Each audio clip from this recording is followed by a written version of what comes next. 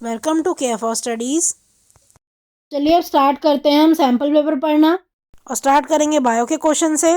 देखो सबसे पहले हम जनरल इंस्ट्रक्शंस देखते हैं कि क्या है। तो देखो पहले तो अब जो हमारा पेपर आएगा सेकेंड टर्म में वो 40 मार्क्स का आएगा और 2 घंटे का पेपर होगा।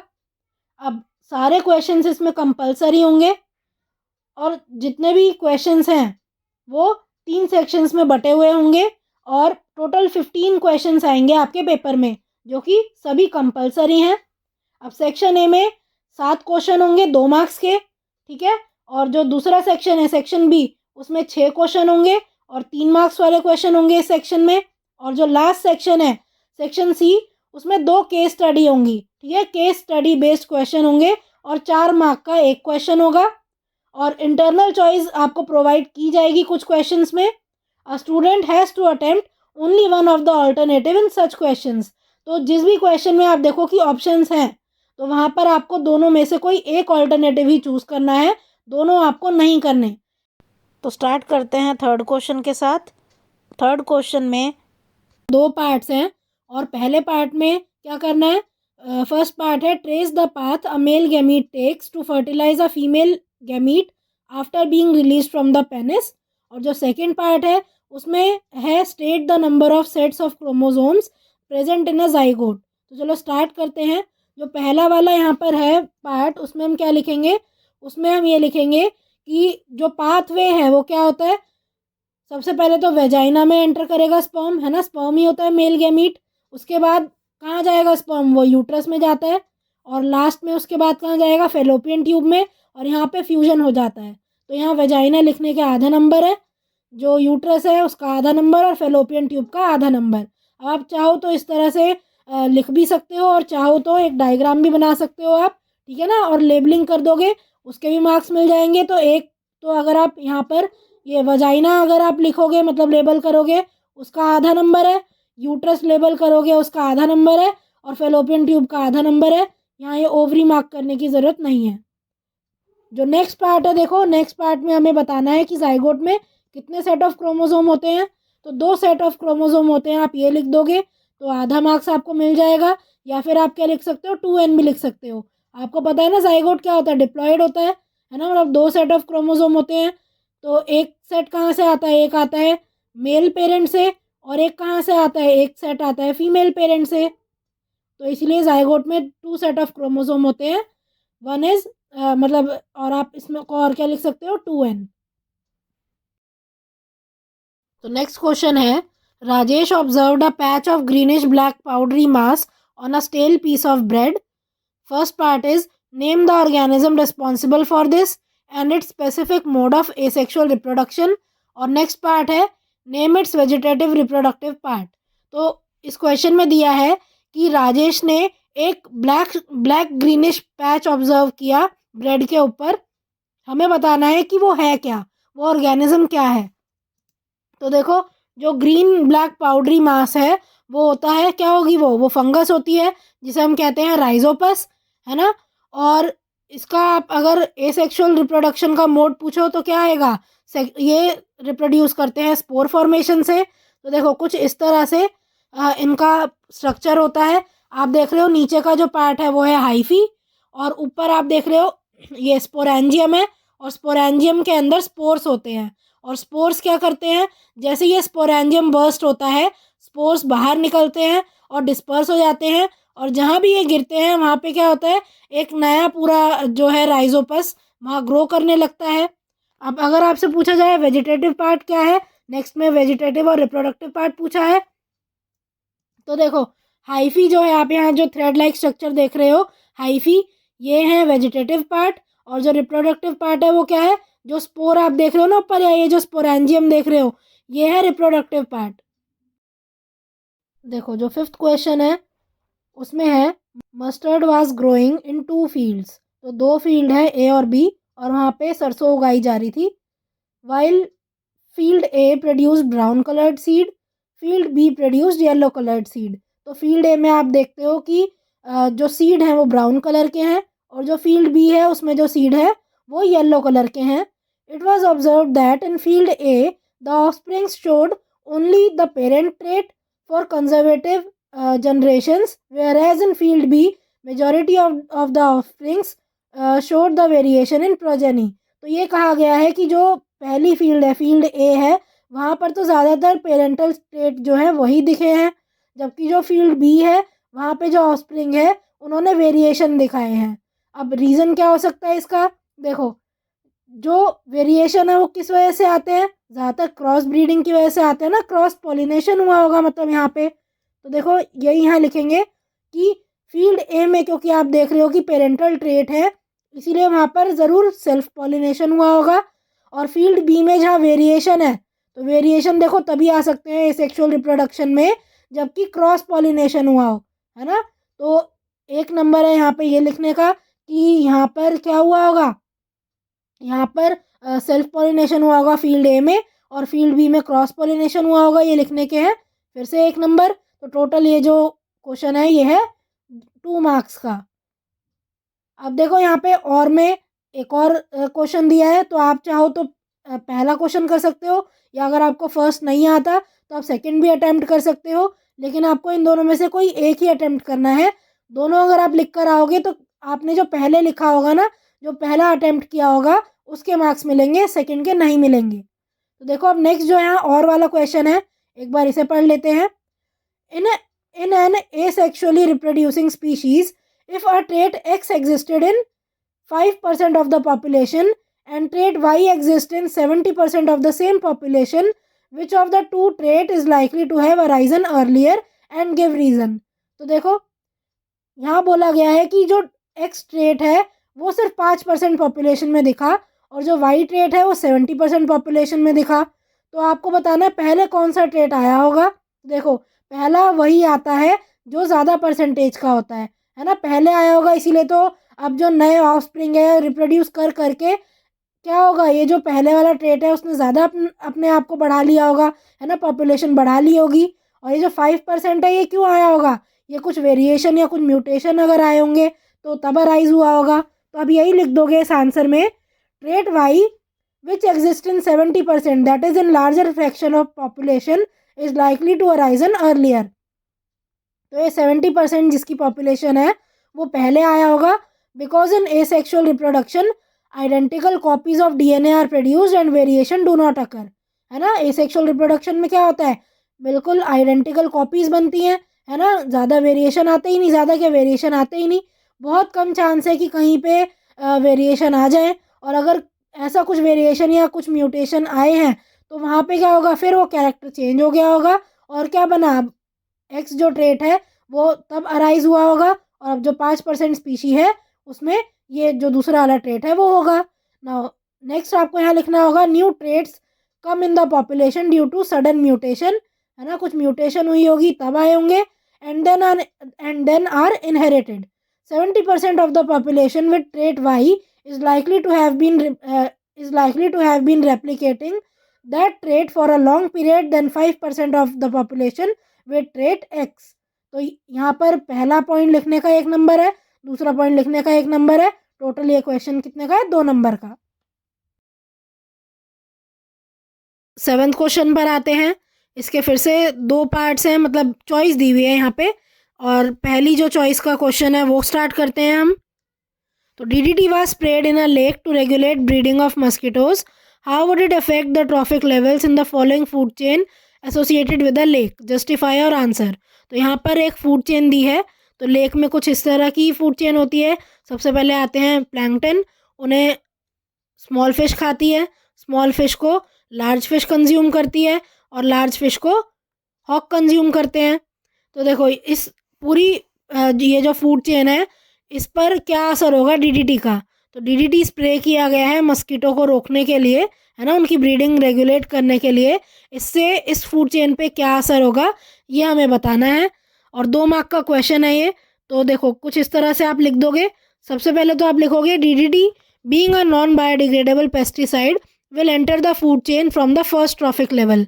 तो जब हम DDT डालेंगे, आपको पता है क्या है, ये नॉन बायोडिग्रेडेबल है, तो पहले ट्रॉफिक लेवल पर ही ये एंटर कर जाएगा।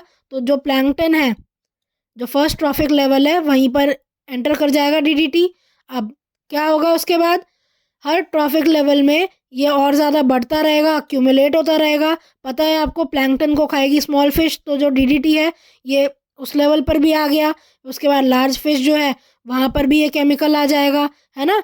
तो इंक्रीज होता रहेगा, इसका जो लेवल है ना इंक्रीज होता रहेगा। So non biodegradable pesticide accumulate progressively at each trophic level. और ये जो पूरा प्रोसेस है इसको हम कहते हैं बायोलॉजिकल मैग्निफिकेशन।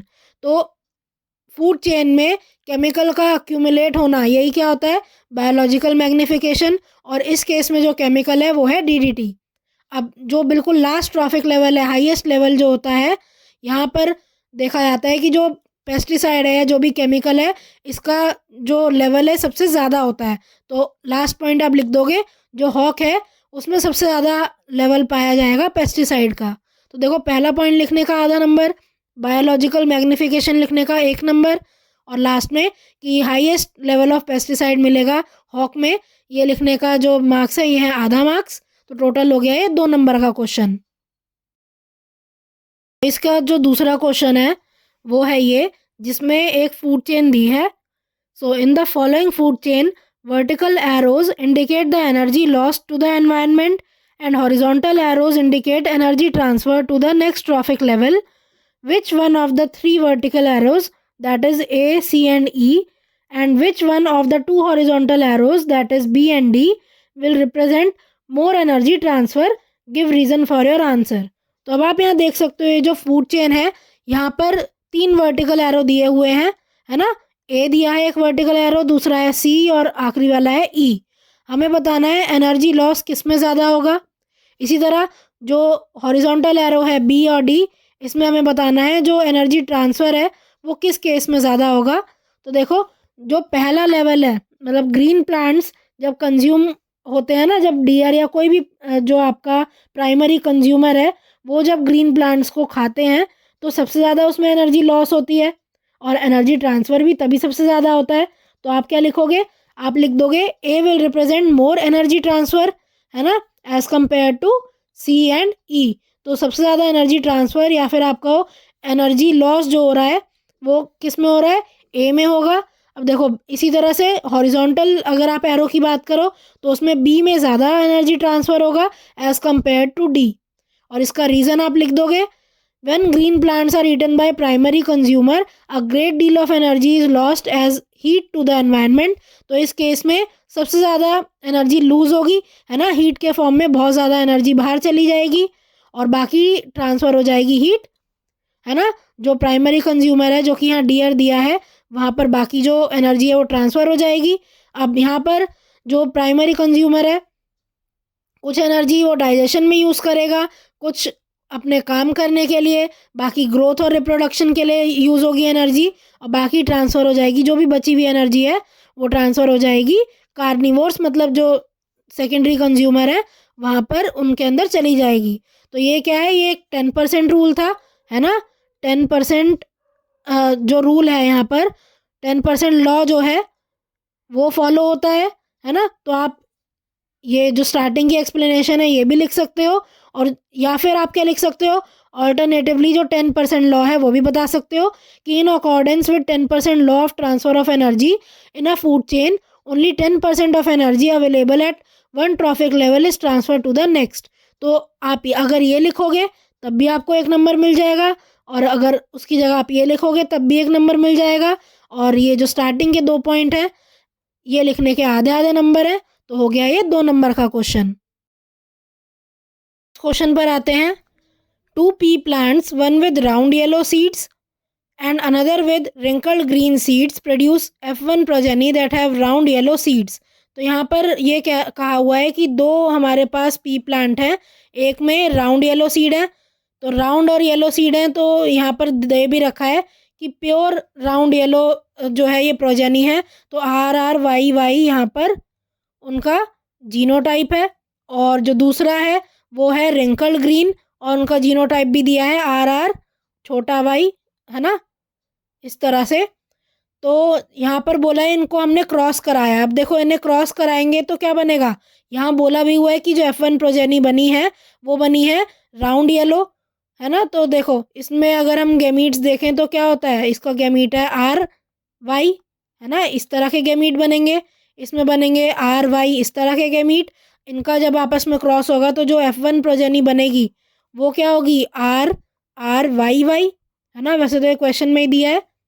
अब देखो नेक्स्ट बोला है when F1 plants are self pollinated which new combination of character is expected in F2 progeny. तो अब बोला है कि ये वाले जो हमारे पास F1 जनरेशन में सीड आए हैं इनको हमने क्या करा दिया, सेल्फ पॉलिनेट करा दिया। और सेल्फ पॉलिनेशन के बाद हमें बताना है कि जो नई स्पीशी आई, जो नए कैरेक्टर आए वो क्या होंगे। And how much seed with these new combination of character will be produced when a total of 160 seeds are produced in F2 generation, explain with reason। तो हमें ये तो बताना ही है कि कौन से न्यू कैरेक्टर आए, कौन से न्यू कॉम्बिनेशन यहाँ पर आए, बल्कि हमें साथ में ये भी बताना है कि जो न्यू कॉम्बिनेशन है उसके सीड कितने होंगे। ठीक है, 160 हमारे पास अगर सीड है तो उसमें से नए कॉम्बिनेशन के सीड कितने होंगे। तो देखो क्या करेंगे, अब हमने आर आर मतलब capital R small R capital Y small Y, ये हमारे पास जो सीड है इन्हें सेल्फ पॉलिनेट कराना है। तो देखो क्या यहाँ पर गैमीट्स आ जाएंगे, गैमीट्स बनाते हैं। तो देखो 4 टाइप के गैमीट आएंगे। एक बार हो सकता है कैपिटल आर कैपिटल वाई के साथ जो है फ्यूज़ हो, है ना, एक गैमीट इस तरह आ जाएगा। एक gamete capital R small Y आ जाएगा। एक आ जाएगा, आप स्मॉल आर को आप दोनों के साथ कंबाइन कर दो, है ना। तो ये 4 गैमीट आएंगे। अब इन चारों को क्या करना है, क्रॉस करना है। तो देखो डाई हाइब्रिड क्रॉस यहाँ पर हम करते हैं। मैं यहाँ पर थोड़ा सा बना रही हूँ आप लोगों के लिए। देखो कुछ इस तरह से जब हम क्रॉस करेंगे, डाई हाइब्रिड क्रॉस अगर आपको याद हो तो यहाँ पर हम क्या लिखते हैं, गैमीट्स लिखते हैं, है ना। इसी तरह यहाँ भी हम गैमीट्स लिखेंगे। आपस में अब क्या कर देंगे, इनका क्रॉस कर देंगे। और क्रॉस करने के बाद जो भी अब नए यहाँ पर प्रोजेनी आई है वो लिख देंगे। तो देखो जो भी नई प्रोजेनी आती है यहाँ पे रेशियो उनका होता है 9:3:3:1। ठीक है, तो एक बार इसको मैं मिटा देती हूँ पूरे को।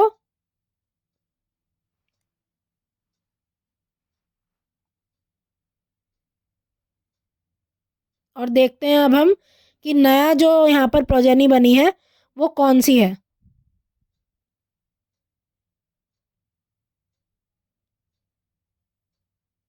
देखो जो मैंने यहाँ पर 9:3:3:1 लिखा, तो उसमें से देखो एक तो ये हमारी पुरानी स्पीशी बनती है जो कि क्या है,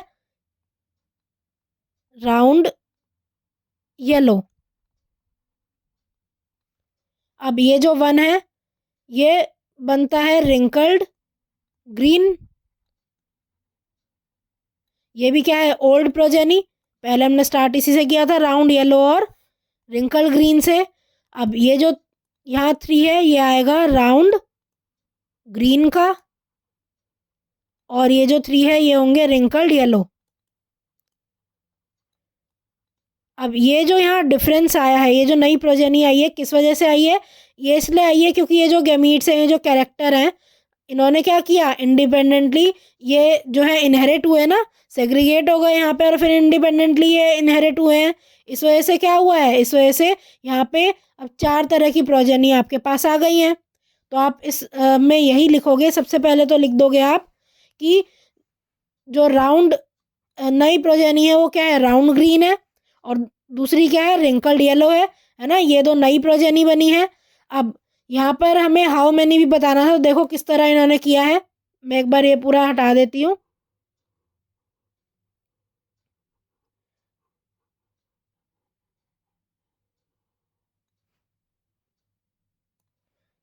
देखो अब रेशो पर आते हैं, रेशो से हम निकालते हैं कि कितनी हमारे पास प्रोजेनी बनी है।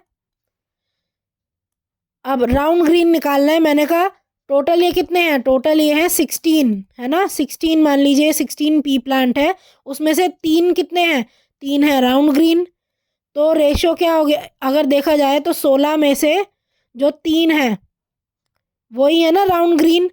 तो 160 में से कितने हो जाएंगे, आप 3/16 को मल्टीप्लाई कर दो 160 से, क्या आंसर आ रहा है, 30।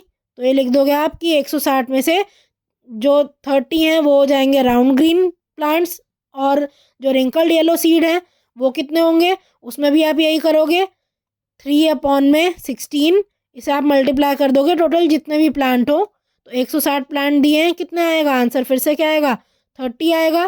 तो देखो राउंड ग्रीन भी 30 है और रिंकल्ड येलो भी 30 है। और ये नए कॉम्बिनेशन क्यों आए थे, it was because of independent inheritance of seeds, है ना। जो ये जो सीड की शेप थी और ये जो सीड का कलर था, ये जो ट्रेट है, ये इंडिपेंडेंटली इनहेरिट हुए ना। मैंने आपको बताया था यहाँ पे गैमीट्स अलग अलग हुए थे कुछ इस तरह से, है ना।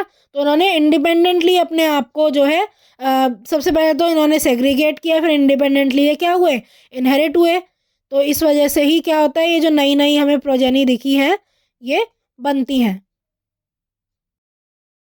3 क्वेश्चन पर आते हैं।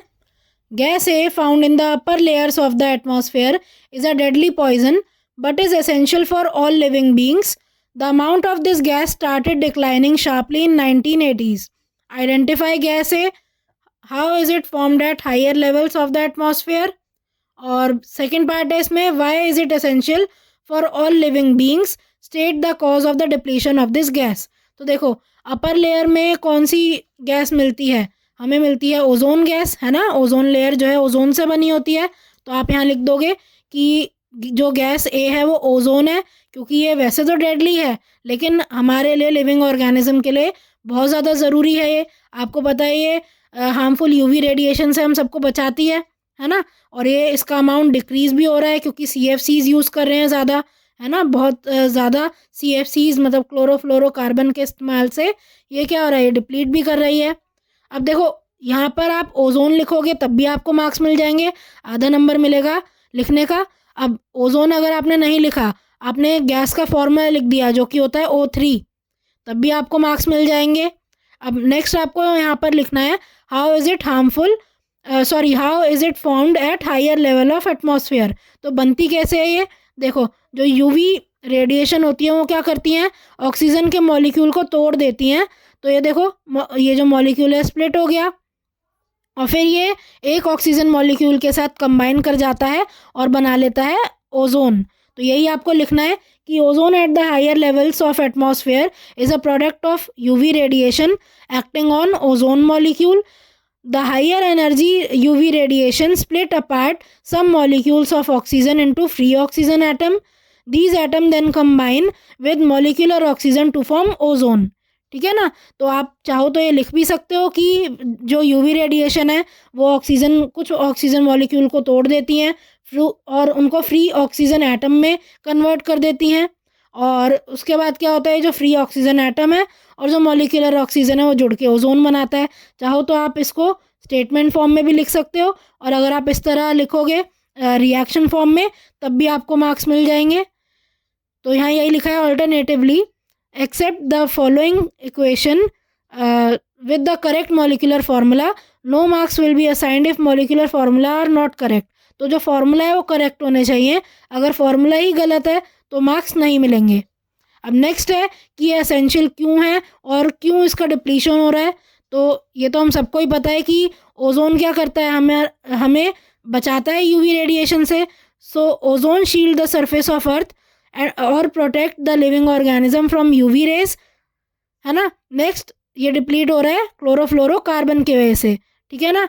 तो आप अगर ये लिखोगे कि भाई क्यों एसेंशियल है, इसका है आधा नंबर, और CFC लिखोगे इसका आधा नंबर, साथ में आप और क्या लिख दोगे, ये भी लिख दोगे आप कि भाई CFC कहाँ होते हैं, रेफ्रिजरेंट में यूज़ होते हैं, फायर एक्सटिंग्विशर में यूज़ होते हैं, है ना। तो ये लिखने का है और आधा नंबर, और टोटल ये 3 नंबर का क्वेश्चन है। तो अब लास्ट वाला जो सेक्शन है, सेक्शन C, वो स्टार्ट हो गया है। तो देखो 2 क्वेश्चन है इस सेक्शन में और दोनों केस स्टडी बेस्ड क्वेश्चन है। Each case is followed by 3 सब क्वेश्चन। तो अब जैसे क्वेश्चन नंबर 14 है तो इसमें आपको 3 पार्ट्स दिखेंगे, है ना, 3 सब पार्ट्स आपको दिखेंगे।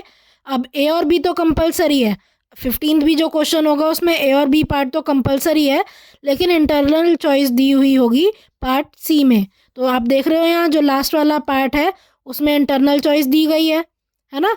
तो अब आपको A और B तो करना ही है, C में ये जो 2 क्वेश्चन है इनमें से कोई एक करना है। तो चलो स्टार्ट करते हैं, पहले A और B पार्ट कर लेते हैं। देखो यहाँ पर दे रखा है Sahil performed an experiment to study the inheritance pattern of genes. He crossed tall pea plants that is T T with short pea plants that is small T and obtained tall plants. तो सारे ही tall plants उसे मिले. तो हमें पता है F1 generation में क्या होता है, सारे टॉल प्लांट्स ही मिलते हैं, है ना. तो देखो कुछ इस तरह से होगा ये कि अब ये जो टी टी है यहाँ पे क्या होगा, ट्रेड्स अलग अलग होंगे. तो ये देखो एक गैमीट, ये दूसरा गैमीट, ऐसे ही जो छोटा यहाँ पर है ये जो शॉर्ट पी प्लांट था उसमें कुछ इस तरह से गैमीट अलग हो जाएंगे.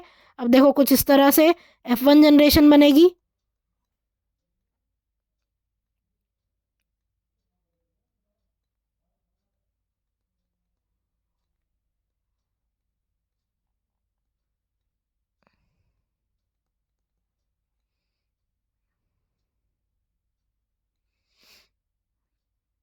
इस तरह से ये F1 जनरेशन बन गई, है ना. F1 जनरेशन बन गई. इस तरह अगर आप ना बनाओ तो ऐसे भी बना सकते हो.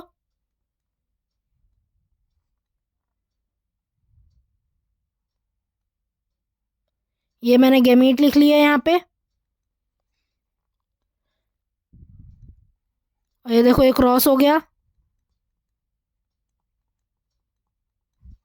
ठीक है ना. तो जो F1 जनरेशन है उसमें आप देख रहे हो कि सारे ही टॉल प्लांट बने हैं. What will be set of genes present in F1 generation. तो F1 जनरेशन में जो भी प्लांट है आप देख रहे हो उसमें किस तरह के जीन्स हैं, कैपिटल टी स्मॉल टी, है ना, इस तरह के जीन्स हैं. तो सबसे पहले तो आपको यही लिखना पड़ेगा कि जो F1 जनरेशन है उसमें कैपिटल टी स्मॉल टी ये उनका जीनोटाइप होगा और इसका है 1 मार्क. सेकंड जो यहाँ पर है उसमें है give reason why only tall plants are observed in F1 generation. तो देखो F1 जनरेशन में सिर्फ टॉल प्लांट किस लिए होते हैं. तो देखो आप जब हमने क्रॉस किया तो आप देख रहे हो जो जीनोटाइप है इसमें एक कैपिटल टी है ना, हर एक में कैपिटल टी है. तो लॉ ऑफ डोमिनेंस में क्या था, अगर एक भी डोमिनेंट अलील आ गई यहाँ पे तो क्या होगा, ओवरऑल जो प्लांट है वो क्या दिखाएगा, वो डोमिनेंट वाला ट्रेट ही दिखाएगा. तो आपको यही यहाँ लिखना है. मैं एक बार ये मिटा देती हूँ, टेक्स्ट के ऊपर आ रहा है क्योंकि ये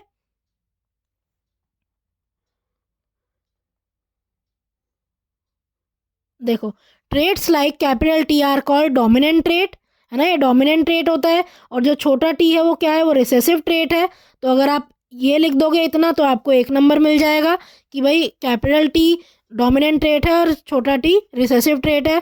आप और क्या लिख सकते हो, आप डोमिनेंट और रिसेसिव ट्रेट जो है उनका एग्जाम्पल मतलब उनकी आप definition along with the example अगर आपने लिख दिया तो भी आपको 1 नंबर मिल जाएगा, है ना. डोमिनेंट ट्रेट क्या होता है, the trait which shows itself in F1 generation, है ना, वो होता है डोमिनेंट ट्रेट. रिसेसिव ट्रेट क्या होता है, विच doesn't show itself in F1 generation, वो होता है रिसेसिव ट्रेट, है ना. अगर आपने वो लिख दिया तब भी आपको मार्क्स मिल जाएंगे. या फिर आप लॉ ऑफ डोमिनेंस का जो डेफिनेशन है वो भी लिख सकते हो कि अगर आपके पास एक डोमिनेंट ट्रेट है और एक रिसेसिव ट्रेट है तो F1 जनरेशन में सिर्फ और सिर्फ जो डोमिनेंट ट्रेट है वही अपने आप को एक्सप्रेस करेगा. तो अगर आपने इन तीन में से कोई एक भी चीज़ लिख दी तो 1 मार्क आपको यहाँ पे मिल जाएगा. नेक्स्ट पर आते हैं. जो सी पार्ट है वहाँ ये दिया हुआ है when F1 plants were self pollinated a total of 800 plants were produced. तो F1 जनरेशन में अगर हमने अब सेल्फ पॉलिनेशन करा दिया, टोटल 800 नए पौधे यहाँ पे बने. How many of these would be tall, medium height और short height, give the genotype of F2 generation. तो अब यहाँ हमें जीनोटाइप बताना है F2 जनरेशन का. तो देखो सेल्फ पॉलिनेट कराना है किसे, F1 जनरेशन के पौधों को. तो F1 जनरेशन में क्या था, यही वाले सारे प्लांट्स बने थे कैपिटल टी स्मॉल टी वाले. तो देखो अगर इन्हें अब हम सेल्फ पॉलिनेट कराएंगे मतलब टी इनको आपस में अगर हमें इस तरह कैपिटल टी स्मॉल टी को आपस में सेल्फ पॉलिनेट कराना है तो देखो कुछ इस तरह से मैं टेबल फॉर्म में ही बना रही हूँ. ये है कैपिटल टी स्मॉल टी, ये मैंने इसके अलील लिख दिए या फिर वो लिख दिए जो गैमीट्स हैं. अब देखो यहाँ पे इसके लिख दिए मैंने गैमीट्स. अब इसको क्या कर देंगे, क्रॉस कर देंगे.